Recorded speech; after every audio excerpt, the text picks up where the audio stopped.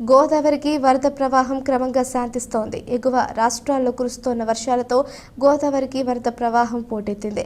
గోదావరితో పాటు ఉపనదుల్లో కూడా భారీగా వరద నీరు చేరుతుండటంతో పల్లపు ప్రాంతాలు ఇప్పటికే జలమయం కాగా అల్లూరి సీతారామరాజు జిల్లా పరిధిలోని చాలా గ్రామాలు వరద ముప్పులోనే ఉన్నాయి. భద్రాచలం వద్ద 42.10 అడుగుల నీటి మట్టానికి చేరిన వరద గోదావరి నిలకడగా ప్రవహిస్తోంది. ఎగువ ప్రాంతాల్లో కూడా వరద నీటి మట్టం కాస్త తగ్గుముఖం పట్టడంతో అధికారులు ప్రశాంతంగా ఊపిరి పీల్చుకున్నారు. రానున్న రోజుల్లో మరింత తగ్గేందుకు అవకాశం ఉందని జలవనరుల శాఖ అధికారులు అంచనా వేస్తున్నారు. ధవళేశ్వరం కాటన్ బ్యారేజ్ వద్ద రెండవ ప్రమాద హెచ్చరికను దాటి 14.90 అడుగులుగా ప్రవహిస్తోంది.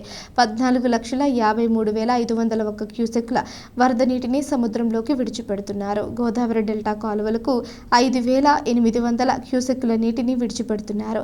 ఇక్కడ కూడా వరద ప్రవాహం తగ్గుముఖం పట్టింది. మరింత వరద నీటి మట్టం తగ్గితే రెండవ ప్రమాద హెచ్చరికను అధికారులు ఉపసంహరించే అవకాశం ఉంది.